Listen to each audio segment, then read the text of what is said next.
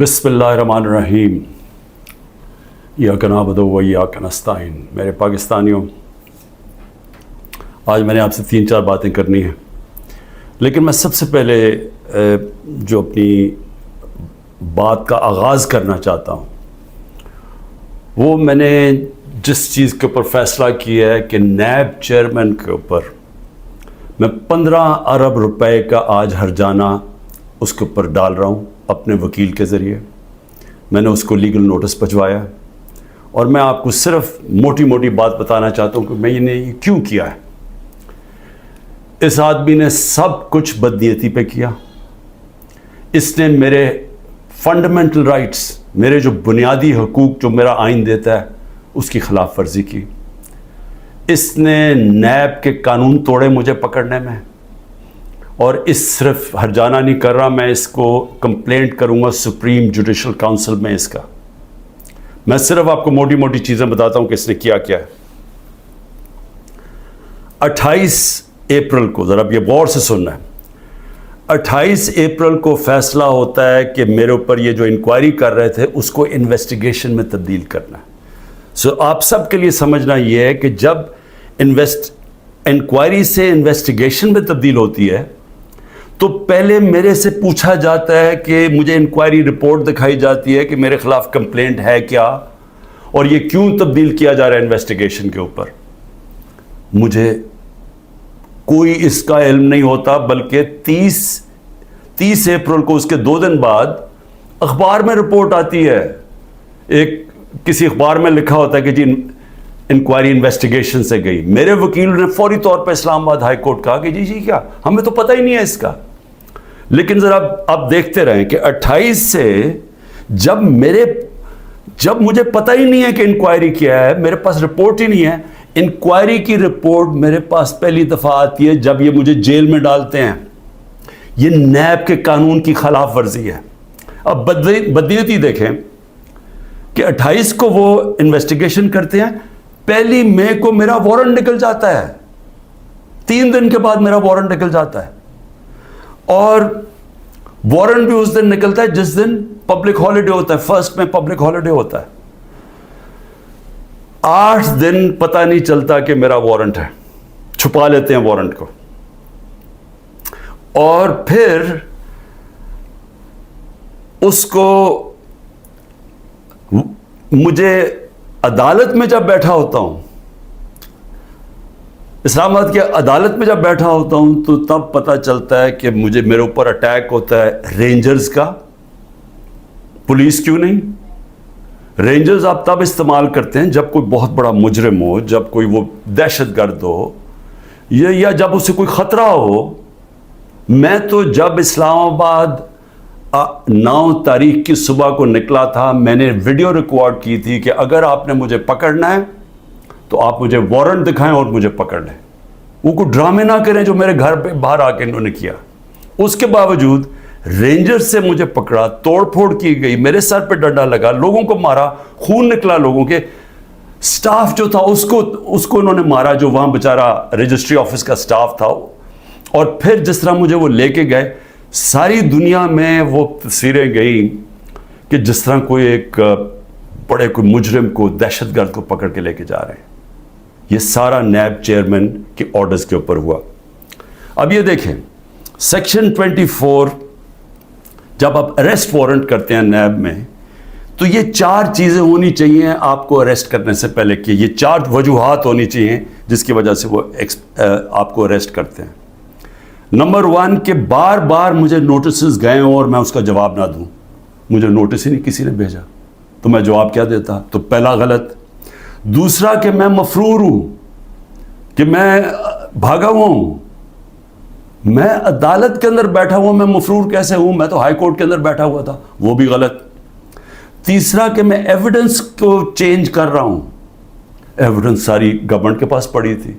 अलकादर की सारी एविडेंस, या वो एनसीए वाली, वो सारी उनके कैबिनेट पे पड़ी थी, और या इन्होंने सारी अलकादर की सारी चीज़ें मंगवा ली थी, वो इनके पास पड़ी थी। तो मैंने टेम्पर कैसे करना था, यानी मैंने उसको चेंज कैसे करना था, तब्दील कैसे करना था। और फिर बार बार एक चीज़ करता जाए आदमी, रिपीट करता जाए एक जुर्म, फिर उठाते हैं। تو ان چاروں میں سے بتائیں کہ کون سی میں نے غلطی کی تھی جو مجھے انہوں نے ایک دہشت گرد کی طرح جس طرح مجھے انہوں نے اٹھایا ہے، یہ چاروں ایک پوائنٹ بھی نہیں میٹ کر رہا تھا۔ اس کے علاوہ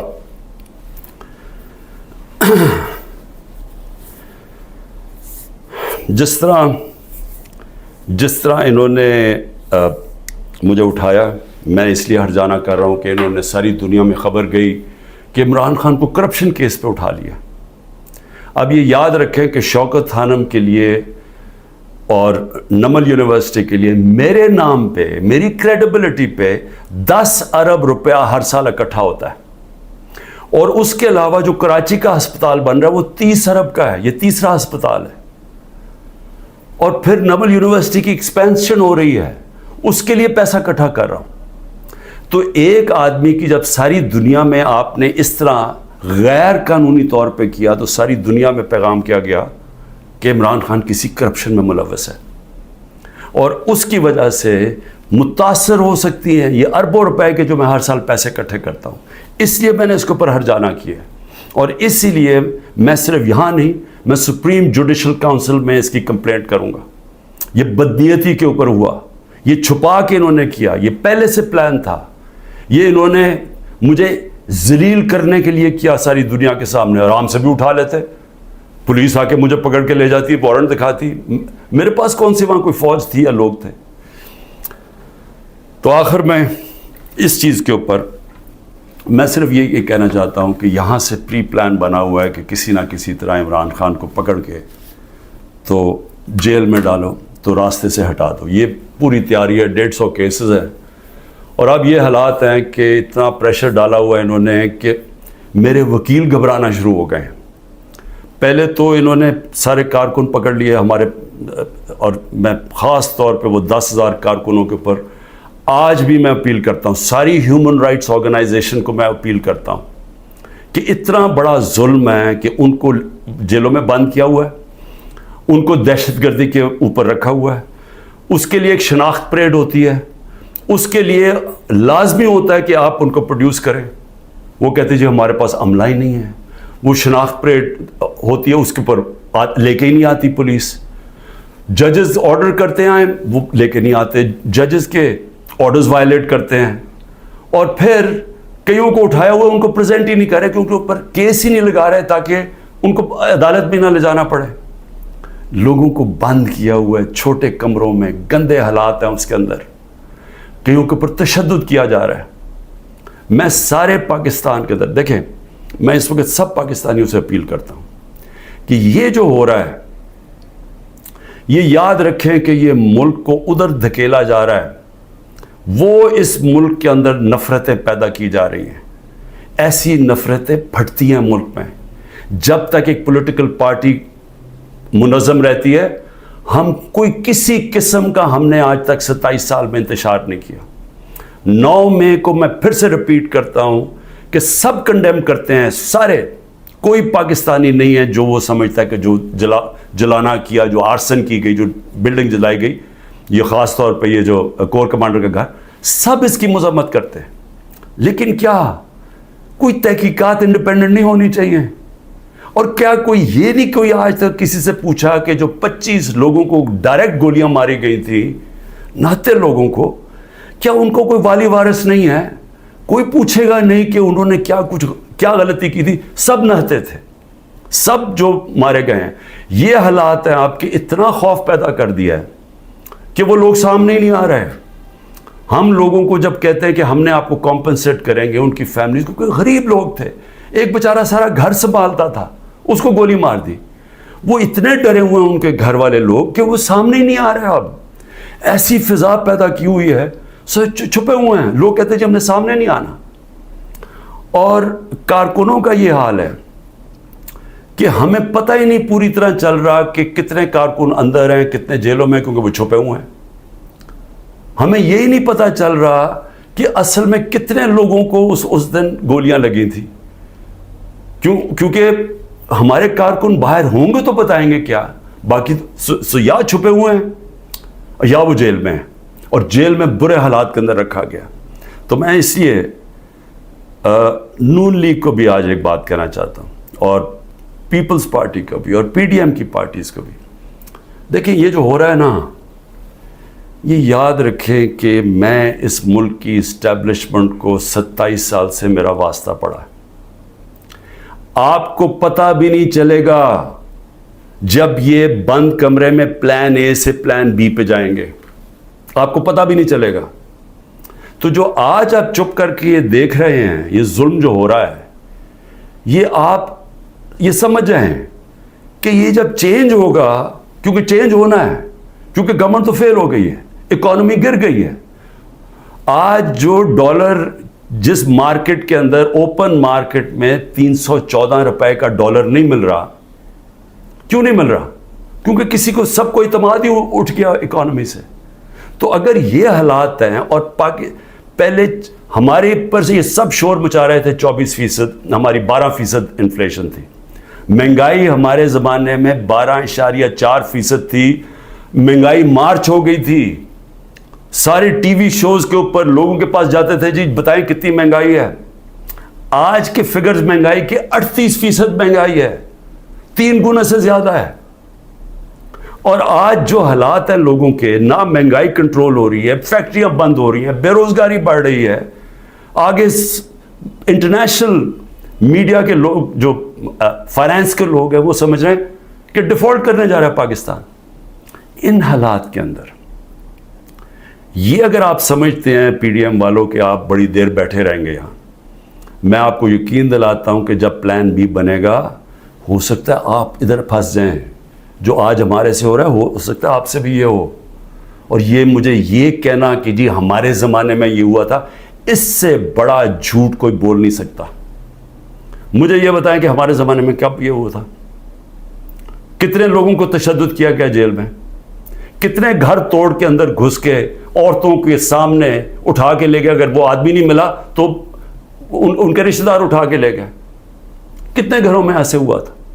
مجھے یہ آج تک بتائیں کہ ہم نے کتنے دہشت گردی کے کیسز کیے تھے. مریم نواز نے جا کے جب پتھراؤ کروایا تھا نیب کے اوپر, کتنے دہشت گردی کے کیسز ہوئے تھے. کس کے اوپر اس طرح کے 150 کیسز کیے گئے جو میرے پہ 4 کیسز میرے اوپر کیے گئے ہیں, کرمنل کیسز, جب میں نظر بند تھا 4 دن وہاں نیب جیل میں. تو جس طرح کی یہ آپ حرکتیں کر رہے ہیں اور یہ ہونے دے رہے ہیں حرکتیں, اور یہ کہہ کہ جی ہمارے زمانے میں یہ ہوتا تھا, یہ سمجھ جائیں کہ یہ بڑی جلدی چینج ہو سکتا ہے. یہ ابھی آپ بڑے خوش ہیں کہ جی تحریک انصاف, اس لیے نہیں کہ ہم نے آپ سے کوئی ظلم کیا تھا. میں پھر سے ریپیٹ کرتا ہوں, 95% کرپشن کے کیسز اب پہلے آپ کے زمانے میں بنے ہوئے تھے. اسحاق ڈار آپ کے زمانے میں بھاگا, نواز شریف کے بیٹے آپ کے زمانے میں بھاگے. یہ جو کیسز بنائے ہوئے تھے یہ سارے آپ کے زمانے میں ہوئے ہیں. صرف پھر سے شہباز شریف کے جو 16 ارب کا ایف آئی کا کیس تھا اور جو نیب کا کیس تھا, وہ ہمارے زمانے میں بنا 8 ارب کا. اور وہ میں آج بھی کہتا ہوں کہ اس سے کلیئر کٹ کیس ہے ہی کوئی نہیں. زمین کے قبضے جو چھڑوائے تھے وہ سارا لینڈ ریکارڈز کے دیکھ کے چھڑوائے تھے. ایک مجھے ادارہ, نہ پولیس آفیسر, کوئی آئی جی, کوئی مجھے آج ایف آئی اے کا آدمی مجھے ایک کہہ دے کہ میں نے کسی کے اوپر کہا کہ انتقامی کارروائی کرو, ایک مجھے بتا دے. کوئی مجھے بتائے جتنی ہم نے بھرتیاں کی ہیں وہ ساری میرٹ کے اوپر کی تھی. کتنے عمران خان کے رشتہ داروں کو امپورٹنٹ جگہوں پہ بیٹھے تھے. اور پھر میڈیا, ذرا میں میڈیا کے اوپر آ جاؤں, کیونکہ میڈیا میں ہمیں بڑی مار پڑی تھی سارا وقت. وہ گورنمنٹ, جس گورنمنٹ نے اس ملک کے اندر کرونا, دنیا مانتی تھی کہ کرونا کا سب سے زیادہ ڈیل اس کے ساتھ اس کو سنبھالا, دنیا مانتی تھی. ہندوستان میں حالات دیکھ لیتے, ارد گرد ایران میں حالات دیکھتے جو ہمارے 2 نیبرز تھے, اور پاکستان میں حالات دیکھتے.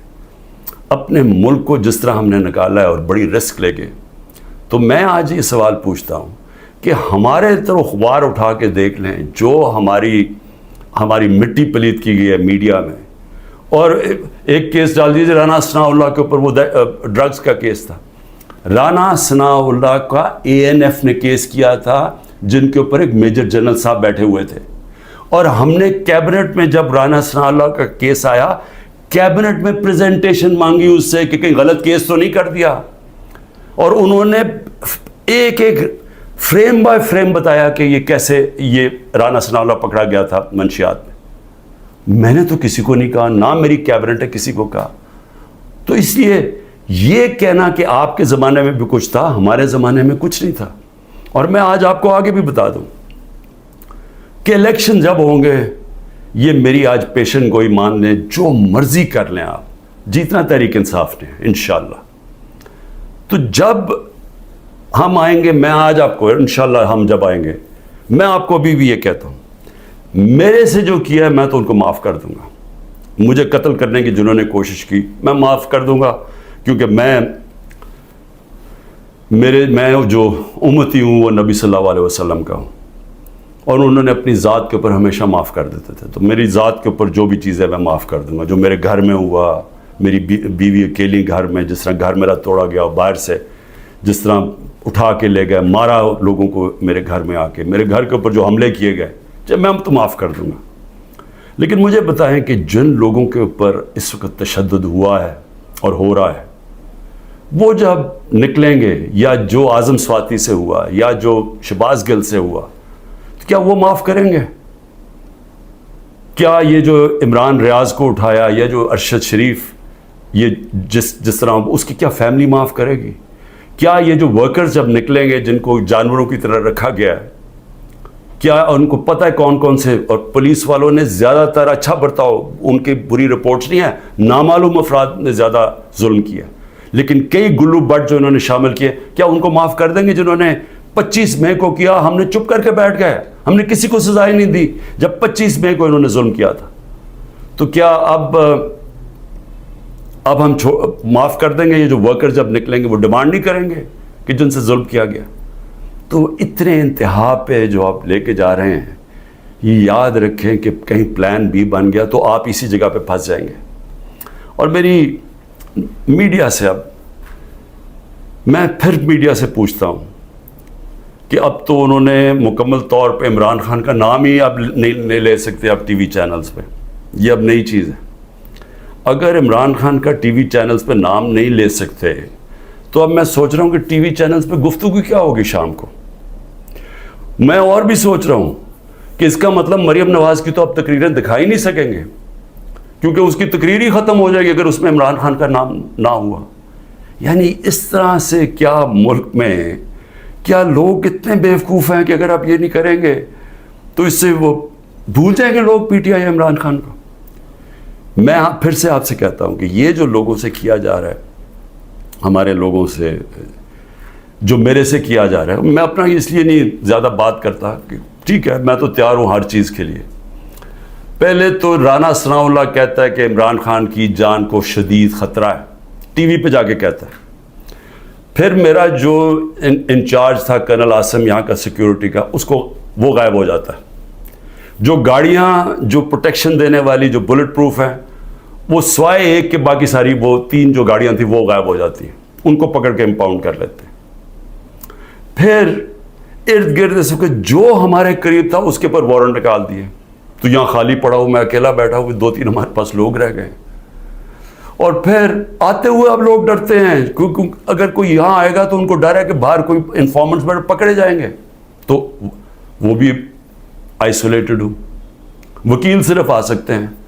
لیکن میرا سوال یہ ہے کہ کیا اس سے میں پیچھے ہٹ جاؤں گا؟ اور پھر جو حربے استعمال کیے گئے، مجھے بڑا افسوس ہوا کہ رات میری بھانجی کا خامد، جس کا کوئی تحریک انصاف سے تعلق نہیں ہے، اس کا جو باپ اور فیملی وہ ساری نون لیگ میں ہے، اس کو کل رات اٹھا کے لے گئے. تو ایک بہن کے گھر میں چھاپے مارے ہیں انہوں نے گھر جا کے. تو یہ جو ساری حرکتیں ہیں، کیا اس سے عمران خان پیچھے ہٹ جائے گا؟ اور پھر میں نے ایک کمیٹی بنائی جس میں پرویز خٹک اور اسد کیسر تھے. ان کو دعوت ملی جی کہ ہاں اسٹیبلشمنٹ سے کیا ہے ہمارے سے بات چیت کریں. وہ ادھر جاتے ہیں، ادھر ان کو سیف ہاؤس میں بٹھا لیتے ہیں. وہ ابھی بھی جب تک مجھے خبر آ رہی ہے ابھی وہ سیف ہاؤس میں بیٹھے ہوئے ہیں. انہیں کہہ رہے ہیں کہ تب آپ کو ہم چھوڑیں گے جب آپ یہ کہیں گے کہ ہم تحریک انصاف سے ہم اس کو چھوڑ رہے ہیں، تحریک انصاف اور عمران خان کو.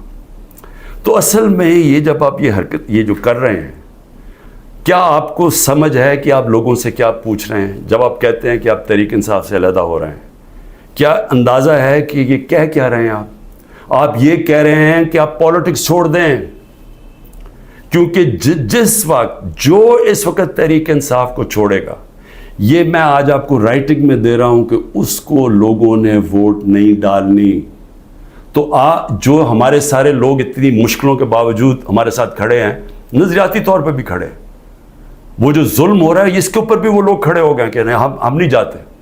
لیکن ان سب کو یہ بھی پتا ہے کہ جو چھوڑے گا اس کی اس وقت پالیٹکس ختم ہو جائے گی.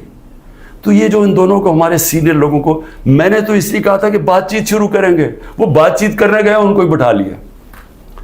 تو اس کا مطلب کہ بات چیت نہیں کرنا چاہتے. اس کا مطلب یہ کہ یہاں فیصلہ ہوا ہے بند کمروں میں کہ پارٹی کو ختم کرنا ہے، عمران خان کو اکیلا کر دینا. عمران خان اکیلا ہو چکا ہے، عمران خان کے تو ارد گرد اب کوئی بھی نہیں ہے.